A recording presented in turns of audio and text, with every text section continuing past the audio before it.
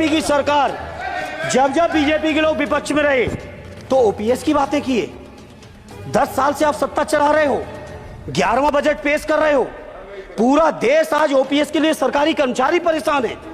कहीं ओपीएस की चर्चा नहीं है, पुरानी पेंशन की कोई चर्चा नहीं है। सभापति महोदय, पुरानी पेंशन तो पुरानी पेंशन, हम मांग करते हैं। बहुत बड़े राष्ट्रभक्त आप बनते हो, मैं मांग करता हूं देश के पैरामिलिट्री फोर्सेस को आप पुरानी पेंशन दीजिए। मैं मांग करता हूं, आप राष्ट्रभक्त हैं ना, सीमा पे जो सुरक्षा कर रहे हैं, जो शहादत झेल रहे हैं, मेरी मांग है कि आप उनकी ओपीएस दीजिए। वो आप ओपीएस नहीं दे पाओगे। इसी तरह से आपको जानकारी के लिए बता दें कि पुरानी पेंशन बहाली के मुद्दे पर केंद्र सरकार दबाव में आ रही है। कर्मचारी संगठनों को ऐसी उम्मीद नजर आ रही है कि सरकार एनपीएस में ही ओपीएस वाले प्रावधान शामिल कर सकती है।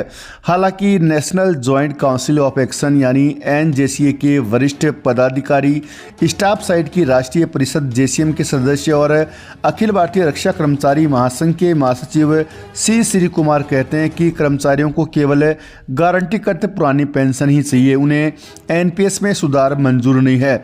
दूसरी तरफ एनएमओपीएस के राष्ट्रीय अध्यक्ष विजय कुमार बंधु ने संसद सत्र के दौरान पुरानी पेंशन बहाली के मुद्दे पर नेता प्रतिपक्ष राहुल गांधी सहित सत्ता पक्ष एवं विपक्ष के 2 दर्जन से अधिक सांसदों से मुलाकात की। उन्होंने विशेषकर कर्मचारियों व दूसरे विभागों के कर्मचारियों के लिए ओपीएस को बुढ़ापे की लाठी बताया। बंधु ने सांसदों से मांग की है कि वे सरकार पर दबाव बनाकर गारंटी कट पुरानी पेंशन व्यवस्था को बहाल कराएं।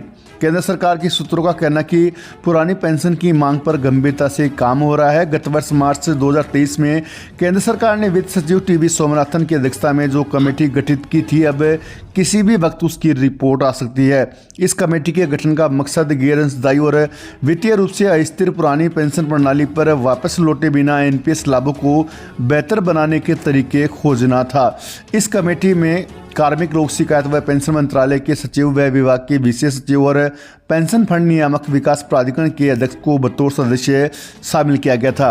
वहीं आपको जानकारी के लिए बता दें कि नगीना से सांसद चंद्रशेखर रावण ने पुरानी पेंशन को लेकर संसद भवन में बड़ी बात की है। उन्होंने देश के सभी नेताओं से पेंशन छोड़ने की बात कही है। यदि नेता अपनी पेंशन नहीं छोड़ सकते हैं तो देश भर के लाखों कर्मचारियों से उनकी पुरानी पेंशन क्यों छीनी जा रही है।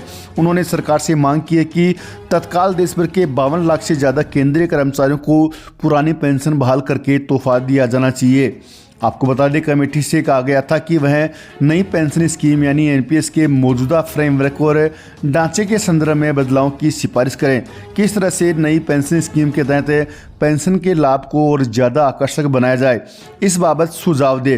कमेटी इस बात का ख्याल रखे कि उनके सुझाव का आम जनता के हितों व बजटीय अनुशासन पर कोई विपरीत असर न हो। खास बात ये थी कि कमेटी के गठन को लेकर जो कार्यालय ज्ञापन जारी हुआ था उसमें ओपीएस शब्द का कहीं भी जिक्र नहीं किया गया था, उसमें केवल एनपीएस लिखा था। तो उसी को लेकर विजय कुमार बंधु ने कहा कि कर्मचारियों को केवल गारंटी कट पुरानी पेंशन चाहिए, उन्हें एनपीएस सुधार किसी भी हालत में मंजूर नहीं है।